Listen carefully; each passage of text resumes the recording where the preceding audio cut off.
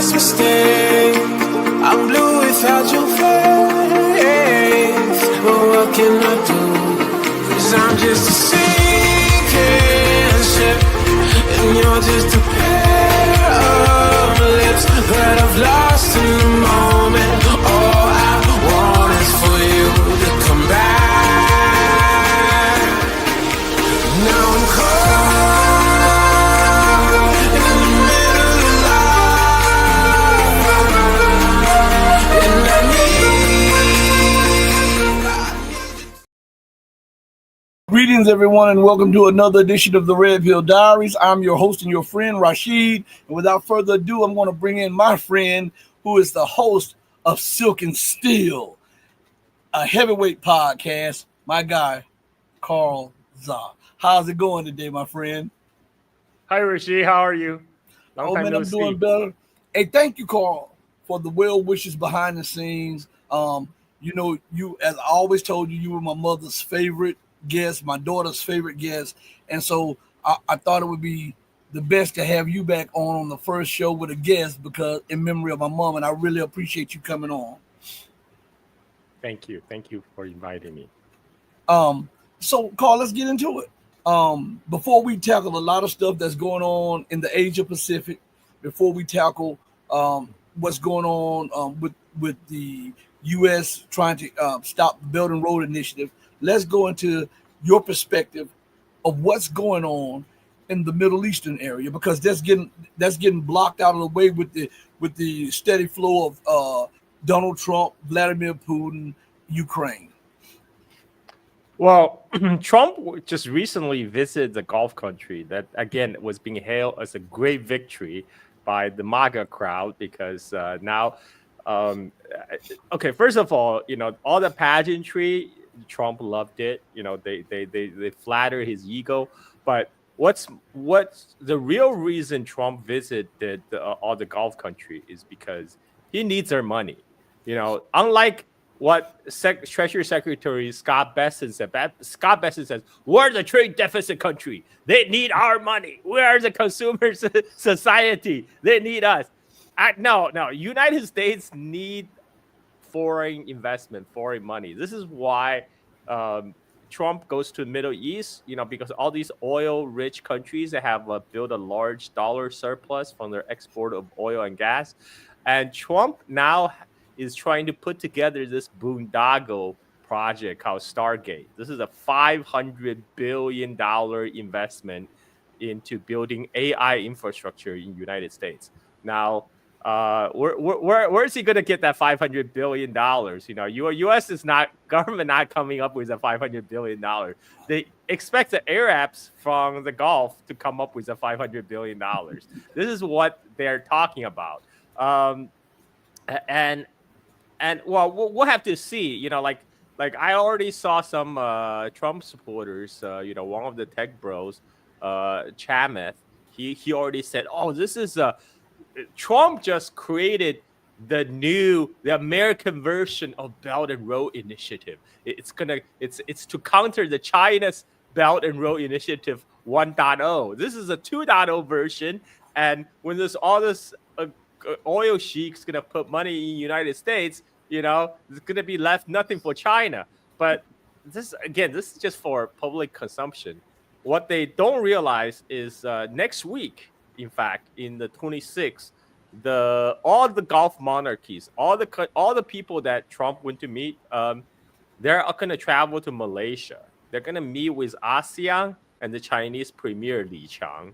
So the Gulf Arab countries, they're hedging their bets. They're placing a very delicate balancing game. So what they will play up China when they come to United States, like, hey, look, we have alternatives to turn to. We can price our oil in yuan, and then then after they meet with Trump, they go to China, because they are the one trying to get better of both sides, get better deal from both sides here. And this so again, this is the real reason Trump is going to the Middle East. On the other hand, there's Israel. Israel wants to carry out ethnic cleansing in Gaza. That's what their stated aim is, and they want to start a war with Iran. And Israel cannot start war with Iran by itself. It's not capable. So it wants to drag United States to start a war with Iran. That's why you're seeing all these editorials coming out in mainstream media now, how United States need to send Iran a message. Iran must not have nuclear weapons. But the Iranians said very clearly, we're going to continue to stockpile and refine uranium with or without a deal with the United States. Like at this point, after all these threats, I mean, it only makes sense for Iran to go nuclear. United States is not threatening to North Korea because North Korea has nukes. They did go after Saddam and Gaddafi after they had picked up the nuclear. So the lesson for Iran is very clear. They need nukes to protect themselves. And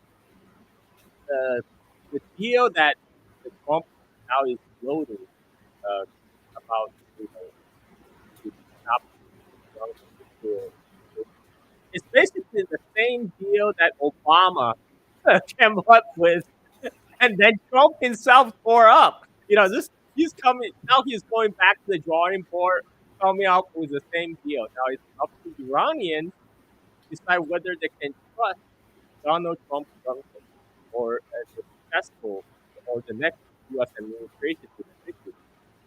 So this is where we are. So, with that said, Carl, when we look at the whole picture with Iran, why is Iran entertaining this, especially knowing that the United States really has it out to nip Iran in the bud, to weaken Russia, to weaken China, to weaken India and Pakistan, and to balkanize and make those nations in North Africa and West Asia docile and keep Israel as the most dominant power? Why is Iran entertaining that, especially when America is trying to force Iran to throw in its missile program, its drone program, and everything else tied to the so-called nuclear agreement? Well, I think Iran is trying to show the world, look, we are not the obstacle to peace. We are open to talk. We are ready to reach a deal to prevent a war. It's the U.S. that's been the unreasonable one, right? I mean, I think that by choosing to participate in the talks, Iran is showing its willingness to conciliate, to reach a peace agreement. But as we can all see, the U.S. is the one that's making unreasonable demands, and then there are segments in the U.S. media and U.S. Government that's making the noise for making war against Iran. I think like there's very little appetite, I think, around the world for a war with Iran. The only ones entertaining these thoughts are Israel and Israeli supporter in Washington. So Iran is doing all this to show, hey, we're not the aggressor here. We're not the one that's provoking tensions. We're trying to work with everyone to have peace.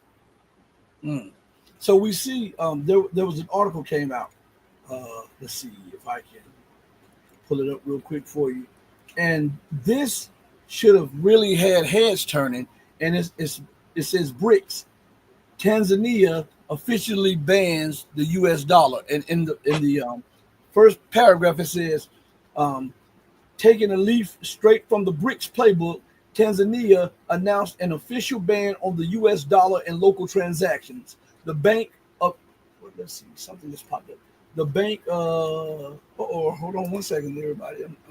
We're getting hit by some virus or something. Hold on. It would happen as soon as we're doing this.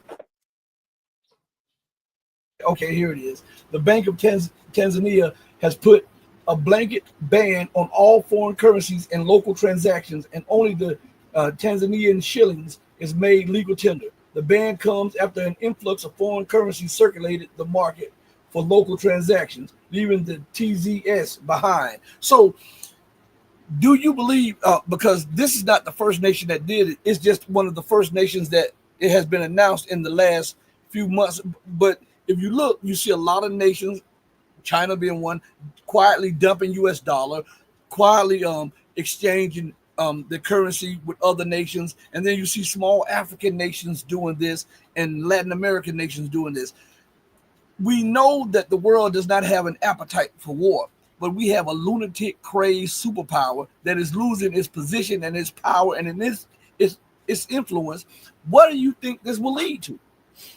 Well, first of all, Trump has done his best to sabotage the dollar and the dollar hegemony. He, this whole trade war liberation day business. This brought the value of dollar down. That made the interest rate go up, and everyone is in the world realize like, hey, we don't want to be holding the bag, because there's the only way for U.S. out of this predicament.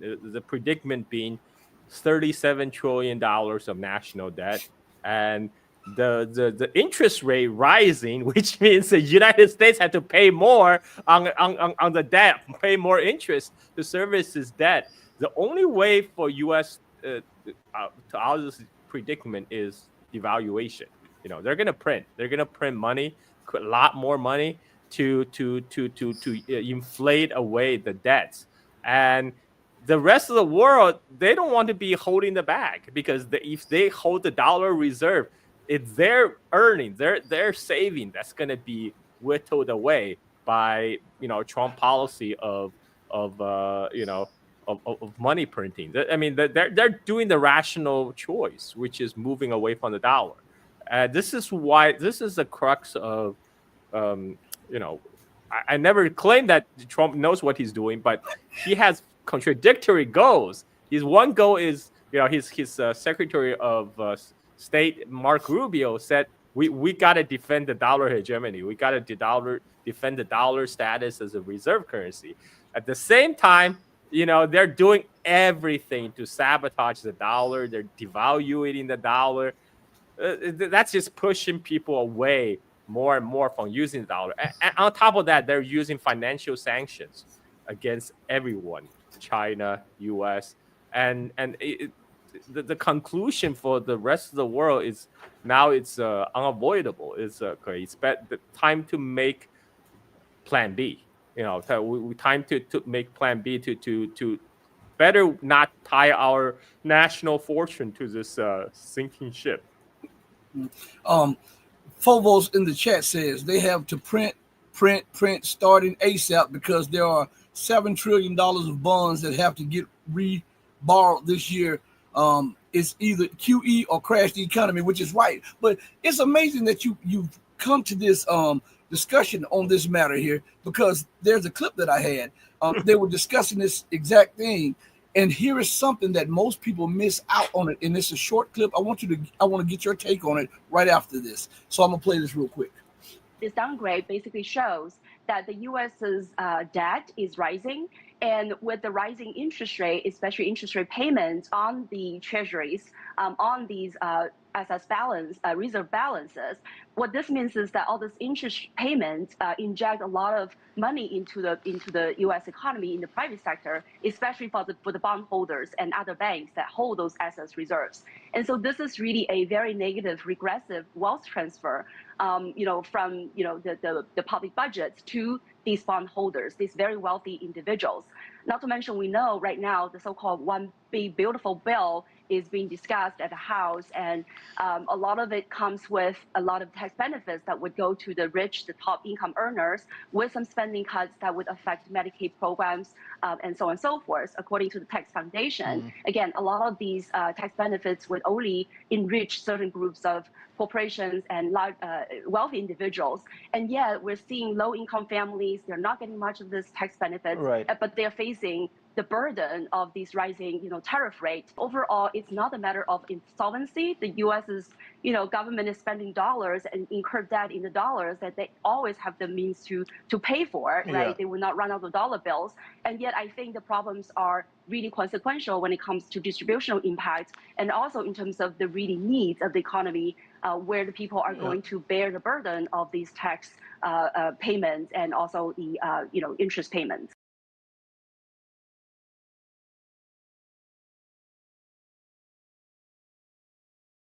So, a friend of mine, Gregory Manarino, he was talking about that. He said a lot of people think that Trump is against the Fed, but Trump has become the Fed's best friend.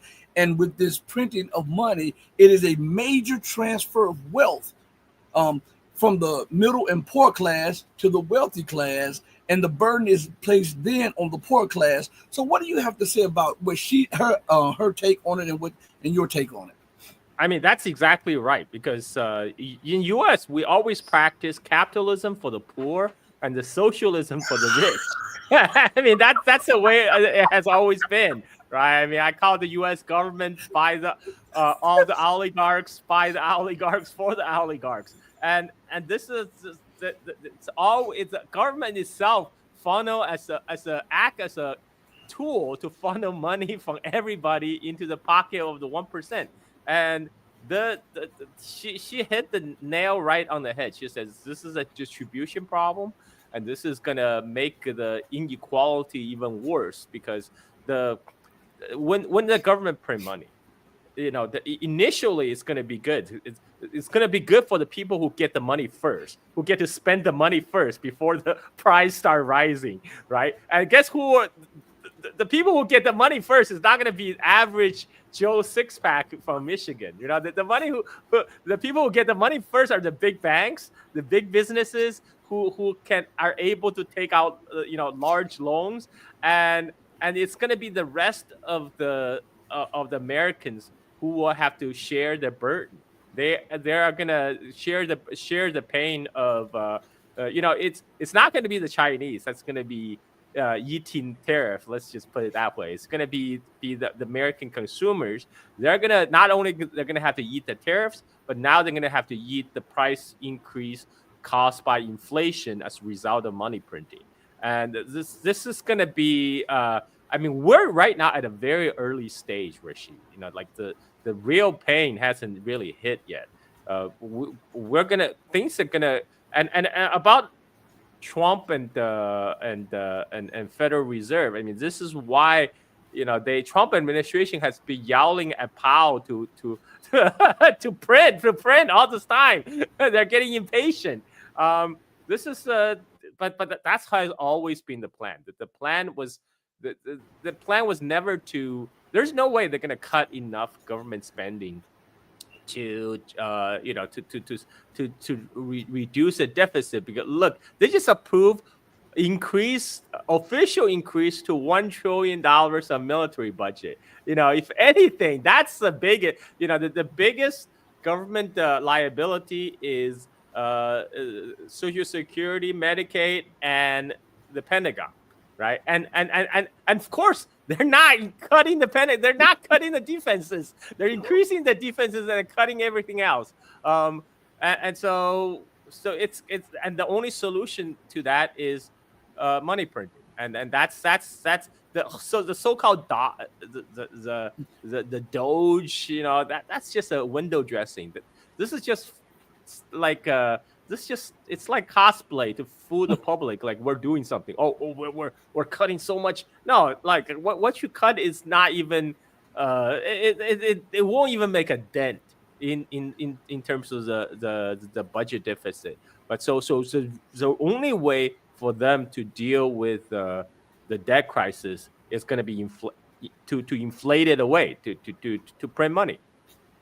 And I think that's why more nations should be on the alert for an unhinged empire, because the public announcement of we already knew the budget was over $1 trillion, but to publicly announce it means that they're stating to the world that now we're focusing on our military because we've lost the edge in everything else, and we will have to use this military to keep dollar hegemony so that the military can continue to go, because it's one scratches the other back like this.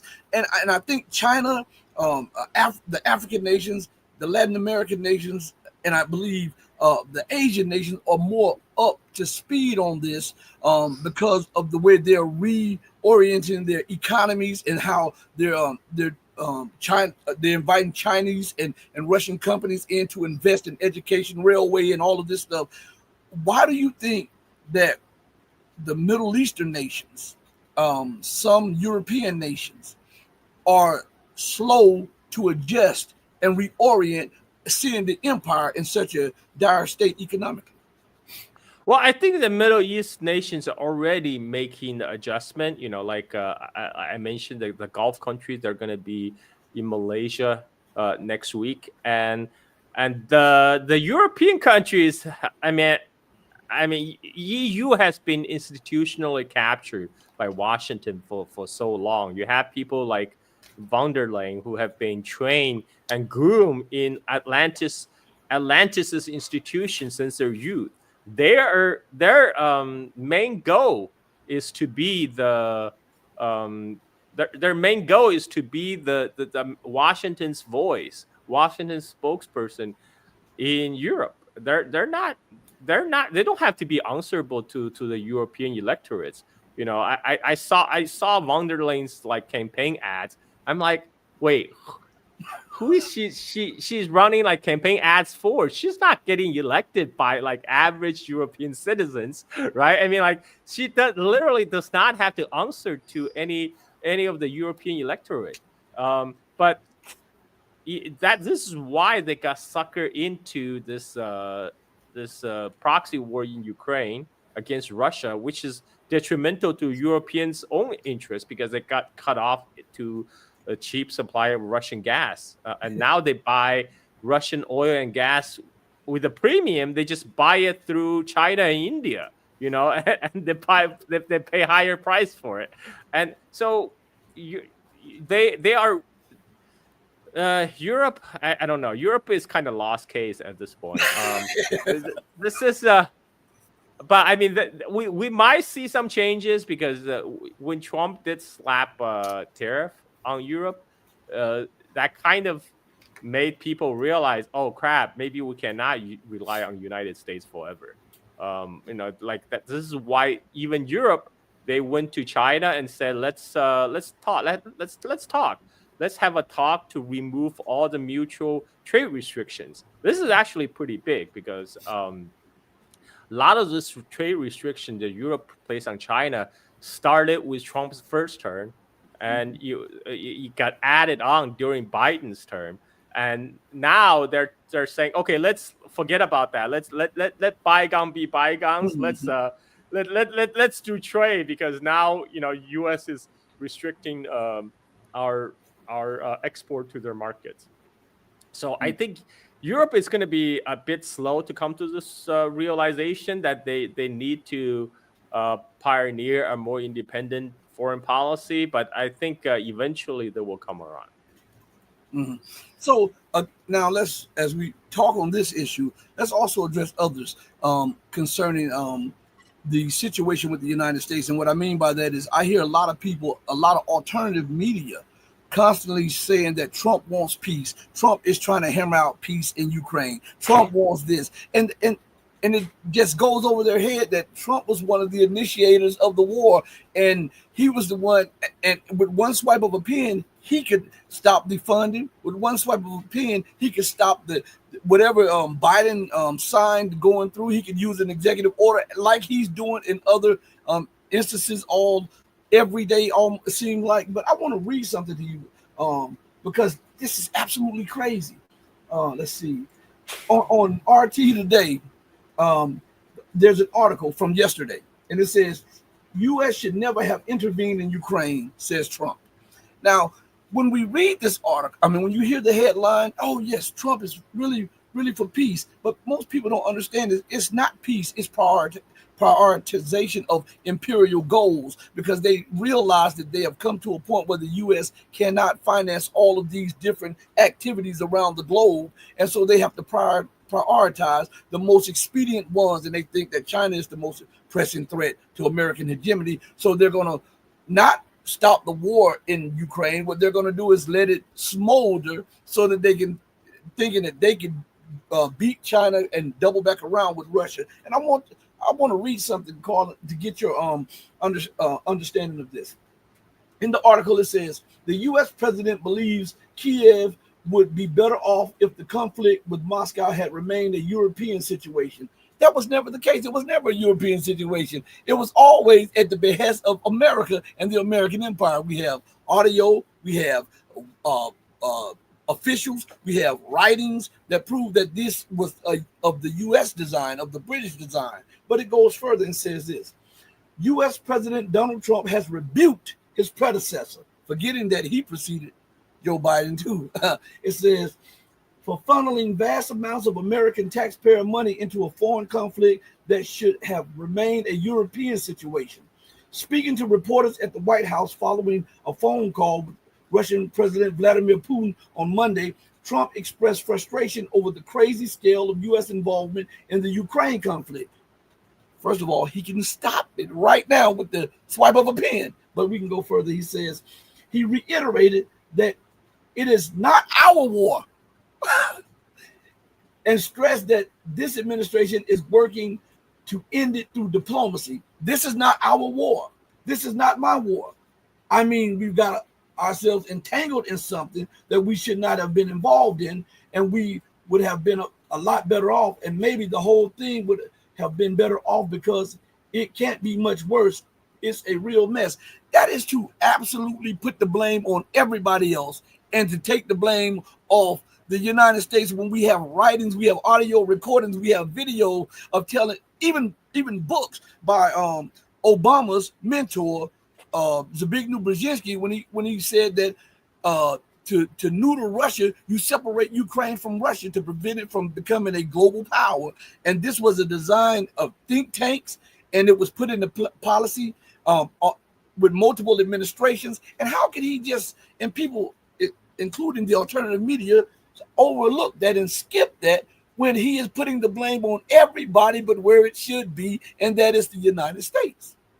Well, that's what Trump administration always do, right? It's gaslighting everybody. But they, in their mind, it's not our war. This is like the previous administration's war. The previous administration, which include Trump 1.0, right? Which includes the Trump firster. It's like, no, this is not our war. We just got elected. We just got here. But I mean, like, this is ridiculous. But the thing is, even if I think they do want to wind down the war in Ukraine so they can focus on containing China, this is what a lot of the U.S. Think tanks have been proposing to do. But the mistake that Trump is making is he's still trying to negotiate like U.S. is negotiating from a position of strength, which is not true, because Russia already held the upper hand in the battlefield. And it's not up to the United States at this point to dictate terms of peace. Right now, Russia is going to get everything they ask for, or they're just going to take it. So this is a situation. This is not the situation where United States can decide what Russia can have and what Russia cannot have. United States is just not in a position of strength to speak on this issue right now. And this is why when Trump is still in his old, art of the deal, right? When he's trying to like act tough to get a better deal, but that's not going to work with Russia. Russia can seize through that. United States don't hold any cards in this. This is why their so-called peace initiative is failing, because they're still trying to act tough with Russia, trying to get better terms from Russia. But as from Russia's point of view, it's like it's either we make peace now, or we'll just take more of Ukraine. I mean, like that's your choice. Either we make peace now, and then we stop our advance, or we can talk about a different settlement once we have we cut off the Ukraine from access to Black Sea, and it turns into a rump state. So this is why Ukraine recently has entered into talk with Russia, because they also realize their position is not tenable. United States, well, in a way, Trump is a great peacemaker, because what his tariff war brought together China, Korea, Japan, and Southeast Asia. China, Korea, Japan, they have sat down and they say, we're gonna do a free trade zone among us, among all the East Asian countries. That would be China, South Korea, Japan, and ASEAN, the Southeast Asian countries. That's a market of 2 billion plus people. Yes. That's huge. And this is all because of Trump, because of Trump's tariff war. Otherwise this wouldn't have happened. So yes, Trump brought East Asia together, and Trump also made EU and China closer. So Trump is a great peacemaker of Eurasia. He brought everybody together, just not in the ways that Trump supporter envision. So in a way, yes, Trump is a great peacemaker, just not that's just not a intended consequence. So what do you think is going on right now in the Ukraine conflict? Vis-a-vis, we see Russia advancing on all points. At every time you turn around, they're advancing. They're taking the village, a city, or whatever. And then you have Zelensky, who they present as this madman, which people don't realize that he can only do so much. And I'm not defending him, but he's a puppet. And the United States calls the shots, and we see it by the negotiation between Russia and the U.S. instead of Russia and only Ukraine. What do you think this is leading us? And do you believe that America will be able to extricate herself from this quagmire? And I would say this mud on her face for losing this, and NATO too, so that she can then try to recalibrate, rearm, and then refocus herself on China. I think they are. I mean, United States still their strategic goal is still to extricate itself from Europe and even from Middle East to refocus on China. I think they're going to work on that. I mean, right now it's more. They're hitting some snags in terms of negotiation, because Trump was trying to act tough by sending weapons to Ukraine to show that to show Vladimir Putin that we still have hold cards in our hand. But Russia is not buying that. So I think eventually, just like how Trump backed down from the tariff war, he's going to have to back down in his negotiation with Russia. To give Russia what they want, because Russia don't want a temporary peace. They don't want like a ceasefire, like what they had when they signed the Minsk agreement, right? They don't want a case where you're only to stop this conflict, only to have their opponents to build their military power back up again under NATO and to start the conflict again at some point in the future. That they want a permanent peace settlement. Like a guarantee that NATO will not be in Ukraine. There's not going to be the Russia's soft underbelly is not going to be exposed, and so that's what they're going for. They're not going to go for like some piecemeal, ceasefire that it's just a temporary reprieve from fighting, so Ukraine can stockpile more Western arms, more NATO weapons to carry out the fighting like 2 years, 3 years down the road. I mean, then what's the point? The whole point of the special military operation is to deal with this problem once for all. So Russia is very clear on its strategic goal here, and it's the United States that hasn't been, very very clear. United States know it wants to extricate, but being Trump, he still want to extract concessions from opponents. That's just his business instinct. He tried to act tough and and try to get concessions, and then he ended up with worse deal than he could have gotten from the beginning. So I think we're going through that process right now, but eventually U.S. will have to acquiesce to whatever Russian demand is for ending this war.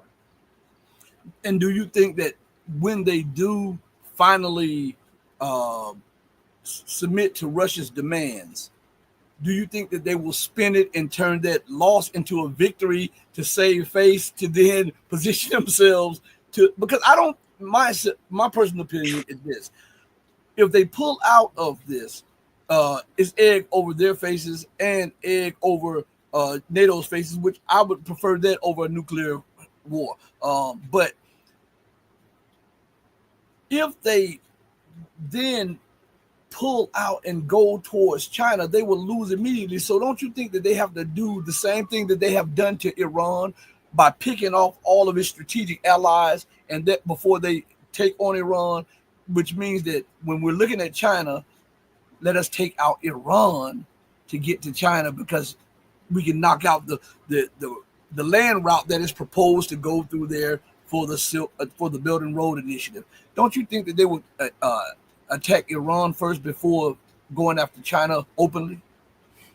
Well, right now, just as we're talking, there's already news coming out that Israel is threatening a strike on Iranian facilities, and they again, this is there's a strong force inside Washington that is specifically the pro-Israel lobby.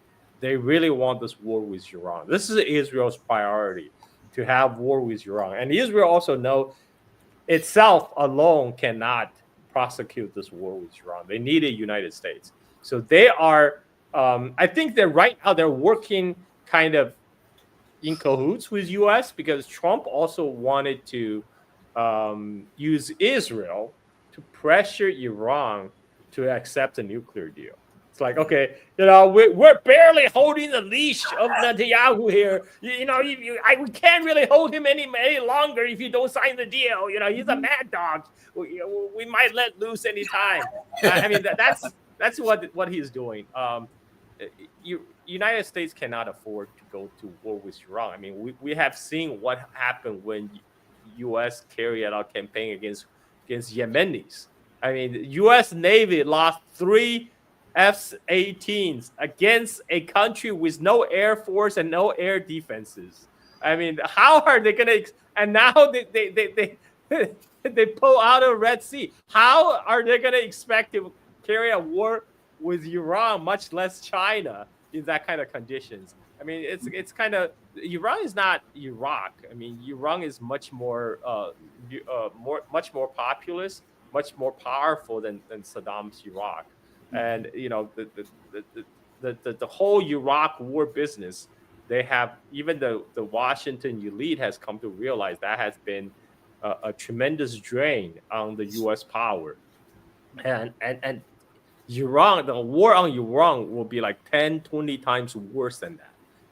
So I don't think they necessarily have appetite for Iran. However, the Israeli lobby in Washington is really pushing for this, because Israel really want a war with Iran. Right now, Netanyahu is also facing very strong domestic opposition at home. For him to save his own ass is to carry on the war forever, so he can remain the war president. And right now, we're gonna have to see, because there is a spin right now saying, Trump is going to make a break with Israel, blah blah blah. I don't buy that. No American president is going to be able to make a clean break with Israel.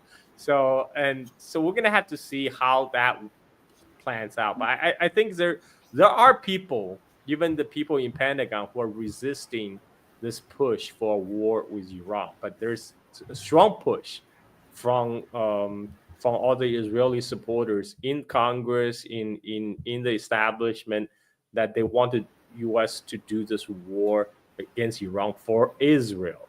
So we're gonna have to see how that play out. But first, U.S. got to extricate itself from Ukraine, because the whole Ukraine war has depleted all the U.S. and NATO arsenals.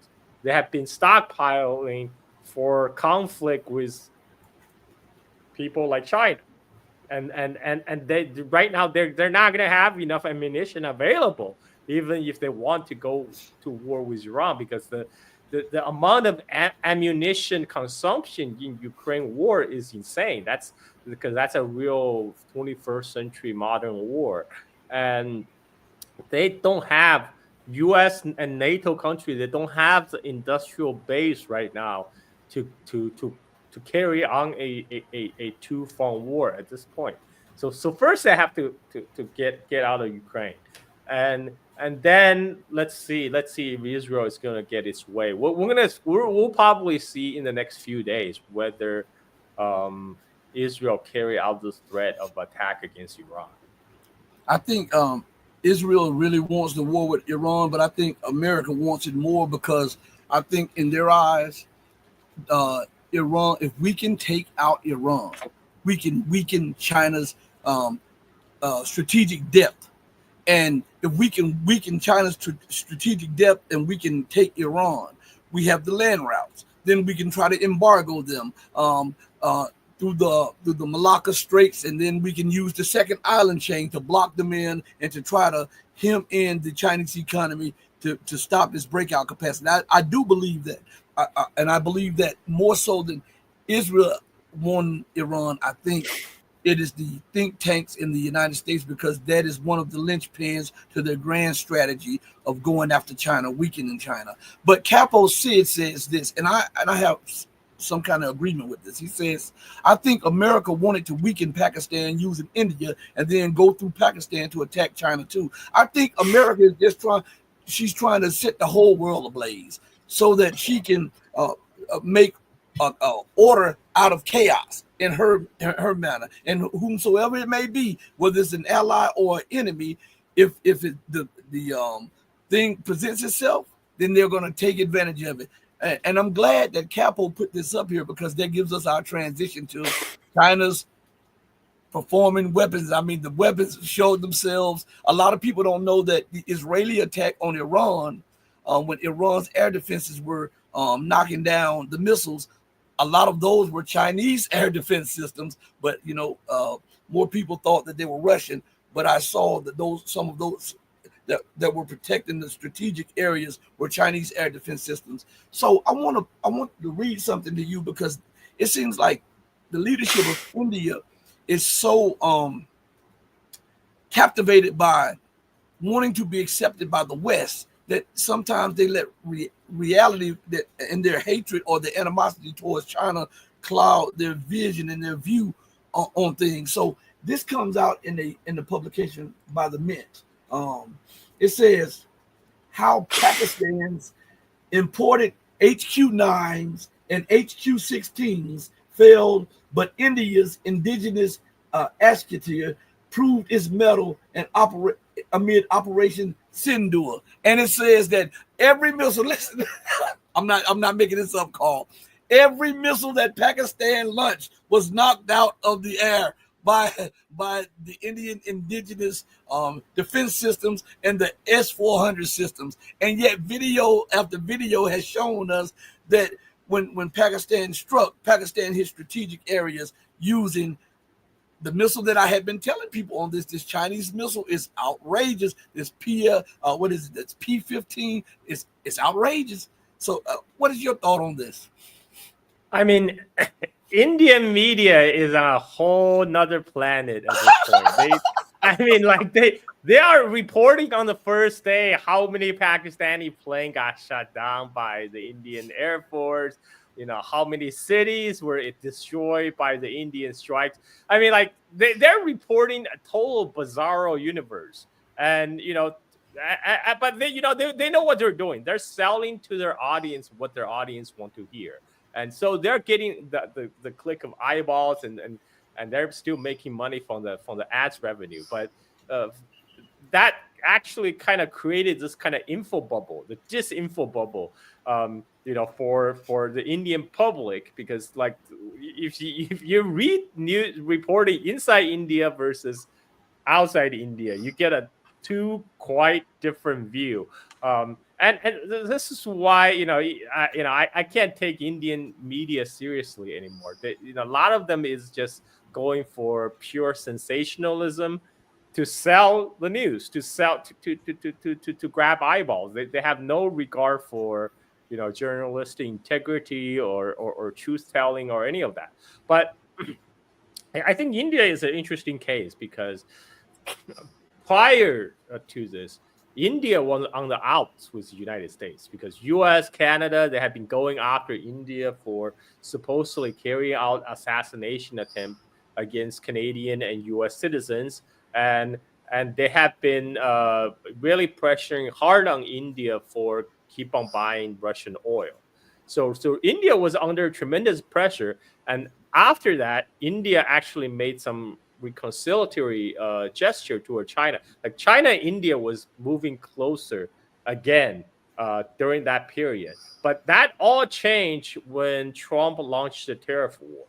And that's when India thought they could capitalize this to at least get some U.S. multinational to move their supply chain from China to India. That's why the Indian Commerce Minister, they immediately said, "Oh, we'll comply with everything. We will go to Washington first. We're going to negotiate the deal, and they agreed to lower the tariff to American products." And they give Trump this great wing, and to further suck up to the U.S., they announced further ban on Chinese goods into India, right? So that kind of put a cap on this gradually warming up Sino-Indian relationship. And then, then as we all know, J.D. Vance went to India right after he met with the previous pope, and then the Kashmir attack happened. And this is, the timing is interesting. I'm not saying it's J.D. Vance, okay? I'm not saying J.D. Vance killed the pope or he caused the Kashmir attack, but the timing is interesting because this is the time when India and China was moving together because the pressure United States was put on India. And then with the tariff, J.D. Vance visit to India, and suddenly India is again pivoting toward United States, leaning toward United States. And then they use this occasion, they decide to launch this attack on Pakistan. And this is everyone. To outside observers, this is obvious. It's a political move. The Indian government is carrying out the strike against Pakistan because they want, on one hand, they want to satisfy the cry for revenge from the Indian public, and two, they just wanted a chance to take down Pakistan a peg. And this is because there's little love lost between India and Pakistan to begin with, and this further kind of reorient India toward Washington, because Pakistan, has been very closely allied with China. One of the biggest Belt and Road Initiative project is this China-Pakistan economic corridor, where China is trying to build up the infrastructure in Pakistan, but particularly they want to build the energy corridor so Persian Gulf gas and oil can be piped from the port of Gwadar and all the way across Pakistan through Western China. And that's something neither India wants to see nor Washington wants to see. So on this point, India is lying with Washington. They don't want Pakistan to stabilize, to become to develop economically with China's help. And Washington don't want this China's alternative to create a Malacca, basically. So the oil and gas will no longer have to sail through the Strait Malacca. They just go straight from Persian Gulf to Gwadar, which is very close to the Gulf, and then get piped to China. So in this area, U.S. and India is aligned. So it's under these circumstances that India launches the attack. But again, they launch it. I have to say, this was it's a political decision, and it was done in such a way that they're kind of the Operation Sindoor was kind of doomed from the beginning, because they decided to launch the so-called against so-called ground target, the so-called terrorist camp inside Pakistan. So they decided not to strike against Pakistani military installations because they don't want to escalate into a wider war.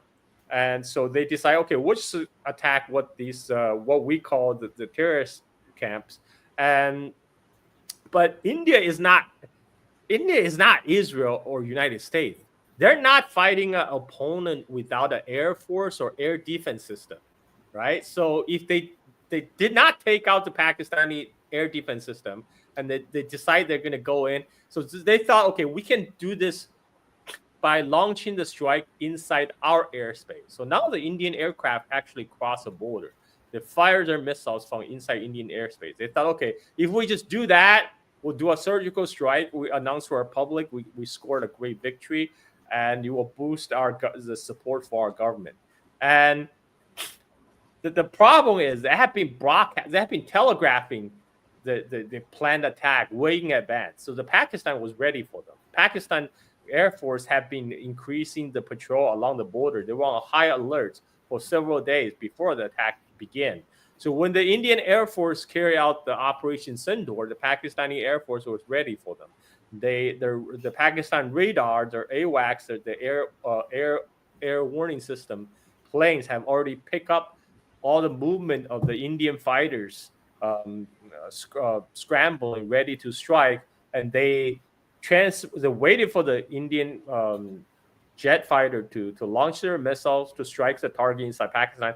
Then the Pakistan AWACS planes, or maybe their ground radars as well, they transmitted the target to the Pakistan's Chinese-made J-10C fighter jet, and the fighter jets received the coordinate and they just launched their PL-50 missiles. I mean, this is like the real 21st century aerial combat. According to the Pakistani Defense Ministry, more than 100 aircraft was involved on both sides. So this will make it the largest aerial battle in the 21st century.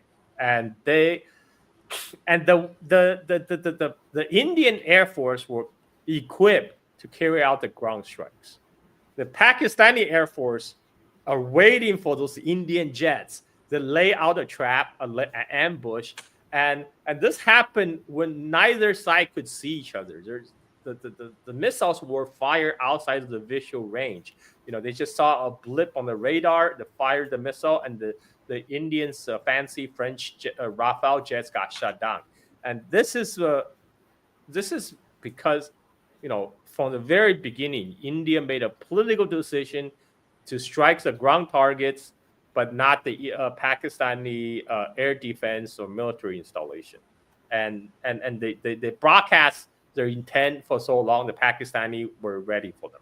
And on top of that, Pakistan just have a better system integration, because they're using not just the J-10 fighter or the PL-15, they're also integrating their ground radar and their airborne early warning system planes, the AWACS planes. They all work seamlessly together. The AWACS planes can pick out the position of the Indian jets before the Indian jets could see them, because they have a much wider range. And once they pick out those targets, they transmit the coordinates to the J-10C planes, because apparently they have the software that has a link up between the J-10C and the AWACS planes. So the J-10C, they didn't even have to see the Indian plane. They could receive their targets directly from the AWACS planes. And then once it receives the targets, the pilot can just press a button and boom. And the PL-15, they have the export version. They have a range of like 145 kilometers. And next thing we know there at least one confirmed a shutdown of the French Rafale jets, which is the most advanced European fighter jet. And this is again, this is the first blood for the Chinese weapon system. You know, before this, people say, "Oh, they're made in China. It's probably shoddy products." You know, Chinese missiles are full of water. You know, like, but this is undeniable now. It works. It works. It has been proven in battle against the most advanced European fighter jets. And this is this again. This just kind of shift India further into the camp of Washington, and I think this works out very nicely for United States, because before it was United States that kind of pushed India away. So India was like trying to make peace with China, but now India is fully back into the Washington camp again, and this is how, you know, Washington is basically trying to sabotage the BRICS from within, because India is a BRICS member, right? And India has a veto power over new entrants, new applicants into BRICS, and they have exercised that power many times, and so it all works out. I mean, the winner of this is United States and also Chinese weapon systems, because that has been proven. And now Egypt is going to order J-10 planes from China, because the French Rafale jets, they cost more than $120 million per pop. And India actually spent more. 10 days before the conflict, India had announced they're going to acquire 26 additional Rafale jets from France at $7.4 billion with a B. So that comes to like about $284 million per plane. That includes spare parts and pilot training. But guess what? The Chinese J-10C plane, the unit cost is like $40 to $50 million. So you can get like five. You can get like 5 J-10C for each Rafale jet. And on top of that, one of the reasons that Pakistani pilots were able to execute this flawlessly is because once J-10C were conducted into Pakistani Air Force service around 2022, but since then they were able to conduct joint military exercises with the Chinese Air Force. You know, in 2023, the two sides conducted joint exercise where the Pakistani 10C joined with the PLA Air Force, and I saw the videos. In the videos, they actually show the AWACS plane take off. So they train for this kind of battle. They train where the AWACS plane will pick out the target, transmit the target to J-10C for J-10C to strike. And the Pakistani pilots, they just carry out what they train for. But whereas India, they're not getting hands-on training from the French pilot. They're not getting the joint exercise with the French Air Force. You know, they may have some joint exercise with U.S. NATO Air Force during those exercise Malabar that holds once every few years, but they're not getting the same kind of joint exercise that Pakistan was able to get directly from Chinese PLA Air Force. So this is the difference. The difference is system integration and training.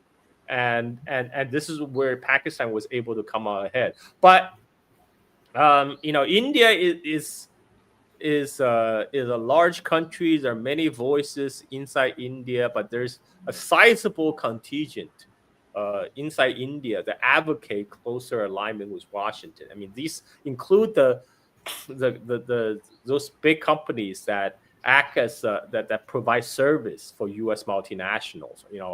I'm talking about Infosys. I'm talking about like all these Indian IT companies that that provide service for likes of Microsoft, for example, and these companies, and also Indian Americans, of course, also plays a role they try to push India into closer alignment with Washington, and they do have a lot of pull inside inside India. So this is where we are. And this is what is being reported. You go to the Asia Times, it says humbled and humiliated. India should look beyond Modi. They're pissed now because of the operation didn't go the way that they planned it. And even though the Indian media is beating the drums that everything went the way it was planned, everybody else is coming out saying, no, this is not how it went. And here's another article. China's jets and missiles make Pakistan a winner over India. This is also on Asia Times. It said, then it says, Pakistan's downing of India's fighters signals shift in South Asia air power balance and China's arrival as an aerial warfare power. And then here from the Guardian in England or the UK, this is where we need to be at. This article right here. It says Pakistan's use of J-10C jets and missiles exposes potency of Chinese weapons. And see, remember all before this, they were those are unproven. Those the Chinese just steal technology and just copy. And now they're saying that the radars outsee and the missiles outgun the hegemons of the West. And this is starting to wake up their eyes. And in the article it says, shooting down of India's planes by Beijing customers of Pakistan would mark the first time the fighters and their PL-15 missiles have been used in combat. As India and Pakistan traded missile strikes over the weekend, and the world watched with horror as the two nuclear-armed neighbors erupted into open conflict, military analysts spotted something curious. Pakistan, it seemed, had used Chinese jets to shoot down India's planes. Now, it threw them for a loop, the effectiveness and just the because India also, let me make this point I wanted to make a second ago. India also said that they believe that China was using satellites to feed the images and real-time data to Pakistan, and this is why Pakistan downed the planes. But at the same time, they say no planes were down. So what, Carl? I mean, where is all this going, man? I mean, the cope is pretty insane right now. On one hand, they're accusing China of providing all this military help to Pakistan through satellite intelligence and everything, radar intelligence, and on the other hand, they say, but the Chinese product is crap. You know, like we overwhelmed the Chinese air defense system. So then why are you complaining? You know, if the Chinese thing is crap, then you should ask Pakistan to purchase even more because that helps you. So why are you complaining about China helping Pakistan then? But so ignore the Indian media for a second. If you would look at what happened, Pakistan actually didn't deploy F-16s in this conflict. They have F-16s, but the reason is because when United States sold F-16s to Pakistan, it came with an end user agreement. Yep. that Pakistan must promise not to use those F-16s in a war against India, which severely limits the utility of these F-16s. What are you going to use the F-16 for then? You know, like you're just going to bomb Taliban's? I mean, like So this is why the Chinese J-10C and JF-17 were used. But that it goes to also show for the other air force, especially air force in the global south. If you sign a deal with United States is going to try to use the military cell, try to influence your foreign policy. Mm-hmm. They're going to try to set limit on how you can use those weapons. Whereas China, if you buy Chinese weapons, you get to train with the Chinese Air Force, and they're not going to dictate to you how you're going to use your weapons. You know, weapons that you pay for. And also remember when Pakistan first bought those F-16s back in the days, United States initially held those planes up for years before delivery. You know, as a punishment for Pakistan's missile test. So you know, this does not factor in Chinese weapon sale. You know, Chinese don't care, you know, how you're going to use your weapons. China is not going to tell you how you're going to. They're not trying to tie the weapon sale to try to influence your foreign policy. So this is, and on top of that, it's going to be much cheaper, much cheaper than. And so this is why I think you'll make a persuasive case for air forces like Egypt, right? When they're looking to diversify their military suppliers, you know, like especially right now, everyone can see which way the wind is shifting. China is now the world's manufacturing superpower. And by the way, all the surprises that was expressed by the Western analysts, I mean, like, why are you shocked? Why would you be shocked that China, that makes everything else that you use, can also make decent weapons? I mean, like China made your iPhones, right? I mean, why do you think China couldn't make a defense? By the way, J-10C is not even top of the line in the Chinese arsenal, because the PLA Air Force is already stopped taking orders for new J-10C planes. Because they have moved on to J-20, the stealth fighter planes. That they're start mass producing them right now, and soon they're going to produce the next batch will be the J-35s, and in the 2030s they're hoping to bring to production their 6th generation fighter plane, which United States do not have yet, because the U.S. 6th generation fighter plane only exists in PowerPoint presentations.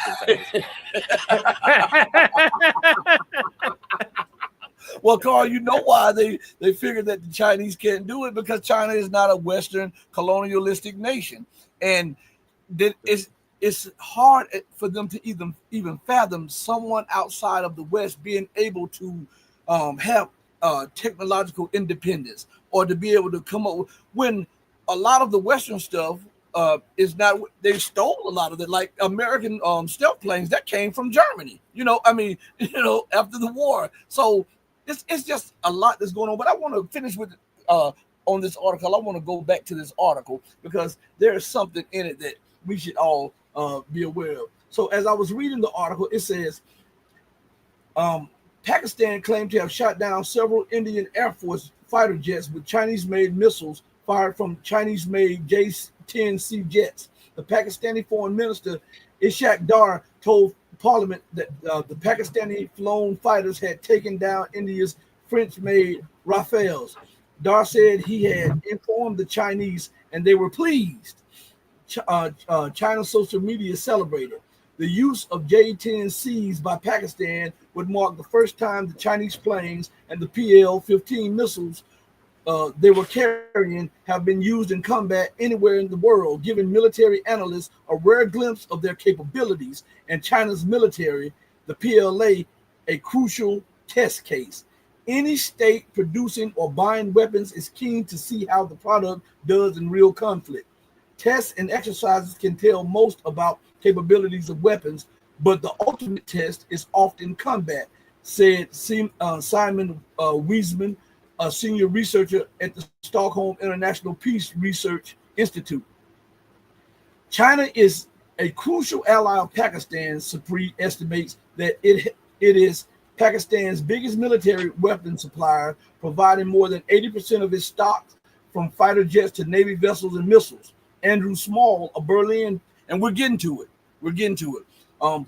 Andrew Small, a Berlin-based senior fellow at the German Marshall Fund, said China gets particular benefit from seeing its weapons used against Western equivalents.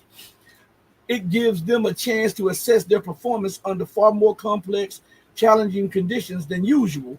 And with Pakistan, this is not just about the fighter jets themselves. It's about the missiles, the radar system, and the whole technology spine of the Pakistani military, from electronic warfare capabilities to satellite systems. It's not just Western arms that China's planes are being tested against. India has the support of both China's biggest rivals, the U.S., and its closest ally, Russia, which supplies 36% of India's armed imports. But analysts say it has provided a wake-up call about China's military capabilities as it threatens to annex Taiwan. Taiwan is already a part of China. Well, that's something else to be said, but this is what I was getting at. It's when this took place, the West they had to rewrite the script. But first they were talking about India was succeeding, and they flipped the script the following day when more pictures and more videos were coming out. I think it stunned them to see the effectiveness of what they call the copycat nations weapons against the so-called Western analogs. What do you say about that, Carl? Yeah, I mean, like, can you imagine if United, because I think U.S. is also now they're going to try to use this opportunity to push F-35s, to India. But can you imagine if at some point Pakistan get their hands on the Chinese J-35 and India get F-35 and then J-35 shoot down F-35? That would be really embarrassing for United States. I mean, they can't even because all these, the biggest copium, right? It's like, oh, China, they just copycat. J-10s is just a copycat of F-16. J-35 is just a copycat of F-35. But what if the J-35 actually shoot down F-35? Then what kind of copium are you going to come up with that one? Right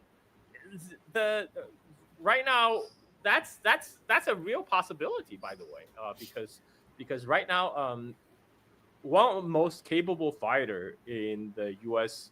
arsenal is F-22, but United States is already not making any more F-22s, whereas the Chinese J-20, they're getting mass produced. I'm not even gonna talk about F-35. That's a big boondoggle. That's a money making scheme, right? That's not designed for fighting wars. F-35 is best known as a versatile fighter jet that can double up as a submarine in the bottom of the ocean. But the right now, if they're going to have to face a real capable peer competitor, they're going to be in trouble because for even though United States have $1 trillion official Pentagon budget, even though the real budget is actually much higher than that, you still cannot win war against Yemen.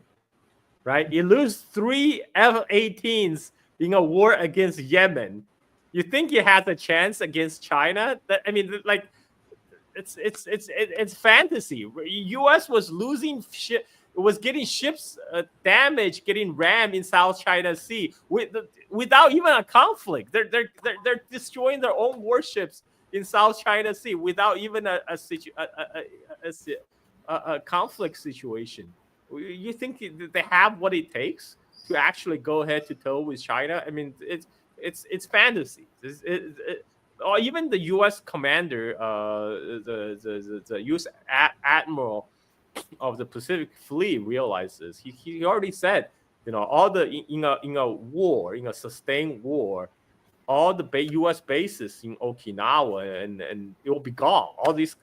He will not be able to hope to keep those bases because they'll be bombarded by Chinese missile barrages. And then how are you going to bring enough forces to the theater to have a numerical superiority when China is just going to be fighting from its home? China is not even like leaving. China don't have to leave mainland China to fight you because they can launch their fighter from their air bases inside China. They can launch their missiles from inside China. They don't even have to leave to fight a war, say, in the Taiwan Strait. Whereas the U.S. have to cross the entire Pacific to confront China. This is a problem that U.S. didn't have to face for a long time after World War II. After U.S. victory against Japan, they didn't have to confront this problem for a long time. During Vietnam Wars, the whole entire South China Sea was basically American lake. You got surrounded by American naval bases in the Philippines, in South Vietnam, and right now, U.S. is reduced to do like so-called freedom of navigation patrols, but in a lot of these American thinkers, think tankers' mind, they're still fighting the last war. They think the fight with China is going to be a replay of Pacific War, right? This is just going to be Pacific War 2.0. They're going to do island hopping. They're going to, choke off the Chinese supply lines, and they're going to win. But what they don't realize is the fundamental power balance has shifted. China now produces everything. They're the manufacturing power. United, in terms of, Pentagon itself admits that China has 200 times the shipbuilding capability than the United States. So we're talking about it's going to be Pacific War, except the position reverse. Now, United States is going to be Japan 1941. China will be in the position of United States in 1941 because that's a real power differential right now. And a lot of people are still in the denial phase of the 5-step grieving process of losing the American hegemony. Right? They're still in the first phase, denial. But it's I think we're gonna be stuck in denial for a long time, actually. But this is it's gonna be harder and harder to kind of ignore, to be stuck in that denial phase. When you see, China is mass producing its J-20, their J-35 are going to be in service soon, and then their their sixth generation fighter will be in service by the 2030s. And by the way, this is another reason I say there's probably not going to be a war in Taiwan Strait in 2027, because why would China launch a war in 2027 when they can just wait until 2030s when they will have the sixth generation fighter and US doesn't, right? I mean, it doesn't make sense. Every year that goes by, the relative position of China gets stronger. It doesn't. Time is on China's side. They don't need to rush the issue. That's all I always maintain. It's the United States they're putting out that 2027 timeline because they realize after 2027, it's going to be kind of hopeless for United States to hope to contain China. After 2030s, it's forget about it. Chinese economy will be too big. Chinese manufacturing power will be too big. And you talk about embargoes. Trump, we just had the trial run, Rashid. You often ask me, Rashid, what would United States do if China just stop sending the goods? Well, Trump found out for us. Trump went ahead and imposed a self-embargo. and 1 month, barely a month went by, and Trump caved. And but if you are cynical, you could say maybe that's a stress test, right? Maybe it's a stress test. They want to see how much pain the American public can take before pull back from the brink. Because if that tariff war had gone any longer, man, that we're gonna have shortages. We're gonna have serious empty shelves in the supermarket. But this is. Yeah, I mean, that. This is why I don't think embargo on China will be realistic. Unless they are braced for kind of a really dire situation. We just had an embargo and people are all panicking.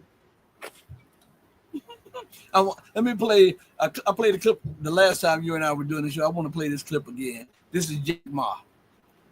Jack Ma, so he created Alibaba, which is the Amazon of Asia. He sees it clear as day. For 3 decades, the United States corporations raked in obscene amount of cash. So let's listen to Jack Ma. Let's listen to what he says. We just want to control the IP. We just want to technology. So he's saying that's what the United States said. We just want to control the technology and the IP. Want the brand to leave the lower end jobs for the world. Great strategy. The past 30 years, IBM, Cisco, Microsoft, they made tons of money. The profit they made are much more than the 4 largest banks in China. But where the money? So the American corporations made tons of cash, made way more money than all the banks in China. Where'd all that money go? Where'd it go? There you go. Past 30 years, the American had 13 wars, spending $14.2 trillion. The money going there. What if they spend a part of that money on building up the infrastructure, helping the white collars and the blue collars? No matter how strategy good it is, you're supposed to spend money on your own people. And the other money, which I'm curious about, is that when I was young, I heard America is about Ford and Boeing, those big manufacturing companies. The last 10, 20 years, I heard about is Silicon Valley and Wall Street. That's it. The money go to the Wall Street. And what happened? Year 2008. The financial crisis wiped out $19.2 trillion USA alone. They wiped out all the white collars and destroyed 34 million jobs globally. So what if the money, it's not Wall Street, what if the money spent on the Middle East, Middle West of the United States, developing the industry there, that could be changed a lot. So it's not the other countries steal jobs from you guys. It is your strategy. So this was America's strategy. China didn't steal our jobs. This was American corporations' big idea. It wasn't China's idea that America would take our manufacturing and send it to them. That was our idea. Why? Because it would increase corporate profits, because they could make their products cheaper. And then the corporations could get richer, and then they could buy jets, and they could buy yachts, and they could buy golf courses. But they didn't invest any of that money back in the Midwest. They put all that money into that stuff, or they put it into bombs for the Middle East.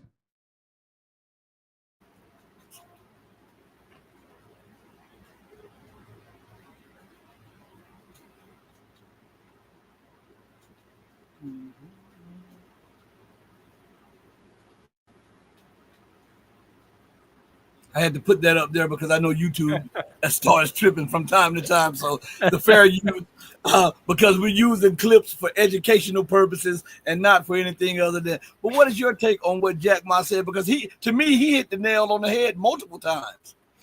Well, there's a lot of copium in U.S.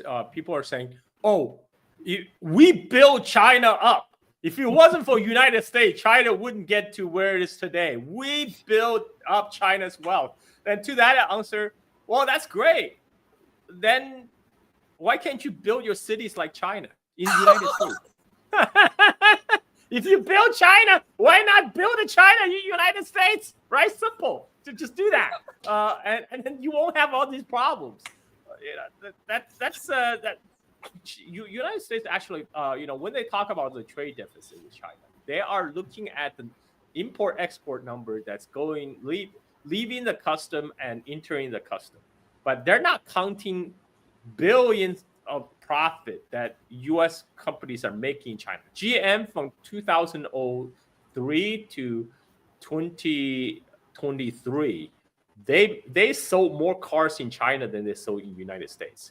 But those cars, because they're made in the GM factories in China and sold directly to the Chinese consumers, those profit was not counted towards the trade deficit because they never left the Chinese custom to come to the United States. But all the profit went to GM.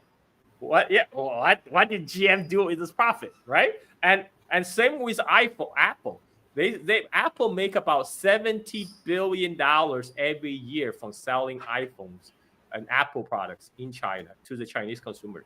That, again, is not reflected in the trade figure because those iPhone went through straight from the iPhone factories in China to iPhone stores in China and into the hands of Chinese consumers. So they never left the Chinese custom to come to the United States. But again, most of that profit went to Apple.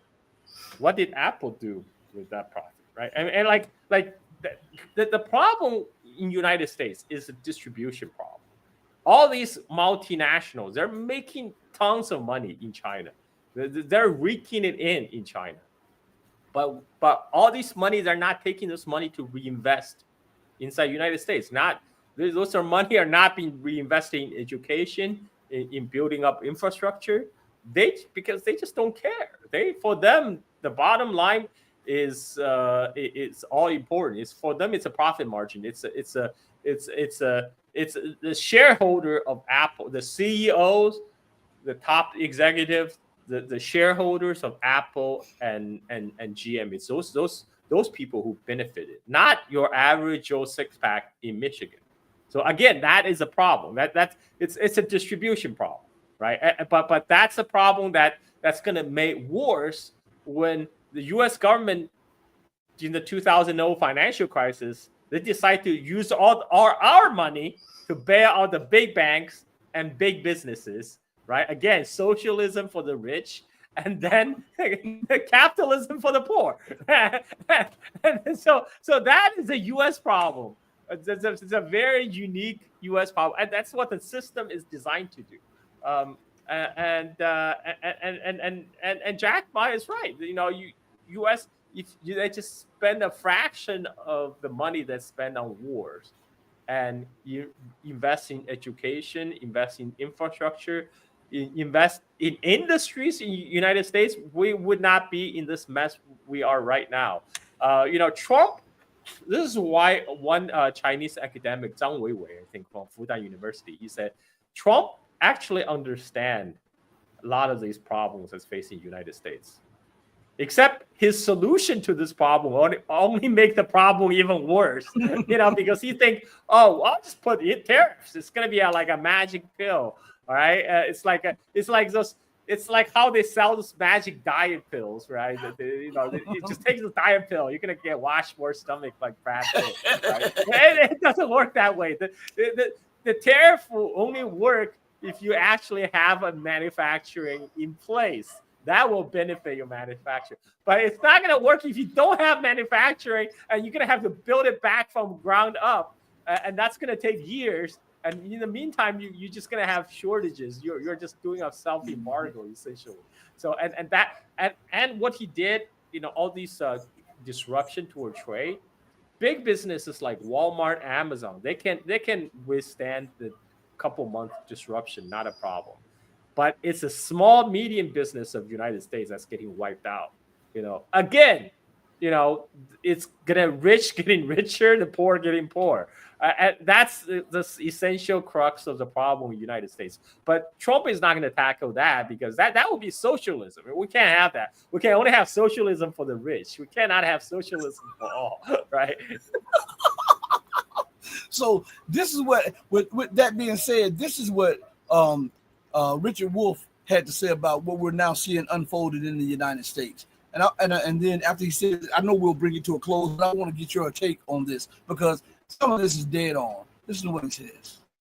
I want to begin by telling you that partly what I'm going to say is going to upset you. And so I want you to remember that I'm just the messenger. I didn't make these things happen, but I do want to honestly tell you, if you would like a much more comfortable version of this, then just turn on your television or radio whenever you have a free moment on the toilet, and you can hear the make-believe.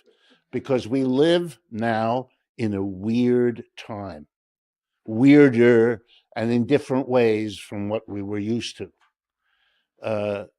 This country is, as Dr. Leon pointed out, we live in a time of decline. And then when an empire declines, which is something we haven't gone through because empires don't decline very often. But let me tell you, from the history books, a little bit we can tell, it's not fun to be in a declining empire. Much more fun when the empire is going up, which was the last century or a century and a half of this country, the ride up. We are now on the ride down. We haven't been prepared because we have leaders who cannot say a word about that. I want to just drive that home, because the split in this country is really about that. So what do you have to say about that, Carl? Because to me, he's right. He's right on the money with what he said. 100%. I mean, I have no disagreement with that. U.S. is in a managed. I mean, okay, so U.S. is in decline, but it could be a managed decline. It could be decline gracefully into the sunset. But what people like Trump is doing, they're Trump is my president for accelerationism. He makes the decline go much faster.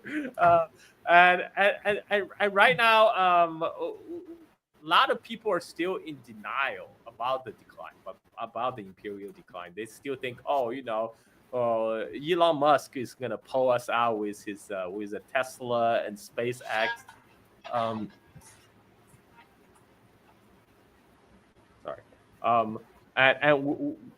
And we are, but that's the way it is. The U.S. it's seeing a structural decline. It's seeing a secular decline. It's not this process. I mean, it's not the process could not be reversed or stopped, but nobody is doing anything in a way that's to reverse the process. If anything, Trump is accelerating the process to where we're not just declining, we're just falling through the cliff. Yeah, that's all I got to say about that. Well, Carl, I've had you on for over an hour and a half, man. I want to thank you for joining me on the podcast. You know I got to bring you back for episode 17 so we can talk again.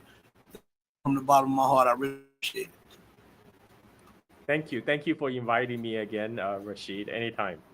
All right, Bye-bye. thank you. Everybody, thank you for joining us. Listen, I want to give a few announcements out before you go. Tomorrow at noon, we'll be having former CIA analyst Larry Johnson on the program. And right now, we're trying to fit in Alex Craner. I don't know if he'll be able to come in tomorrow evening or whatever, but we're trying to get some things going. We have a few more guests coming on, and I want to just take the time out to thank each and every one of you for joining me on this show, because you didn't have to do it.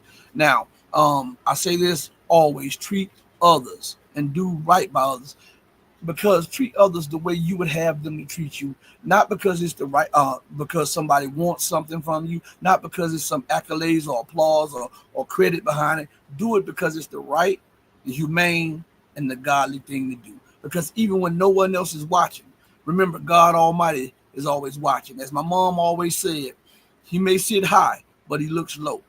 On that note, know that I love each and every one of you who loves truth, but know that the love that I have for you will always pale in comparison to the love that God has for you.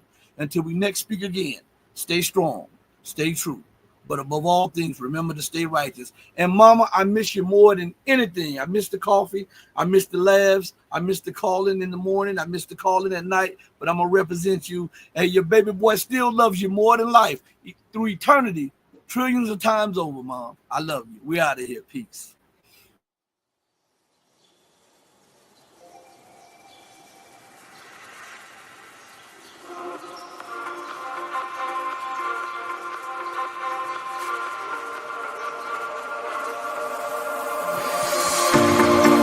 Told you to walk away. That was my first and last mistake. I'm blue without your face. But what can I do? 'Cause I'm just a sinking ship, and you're just a pair of lips that I've lost in the moment. All I want is for you to come back. Now I'm cold.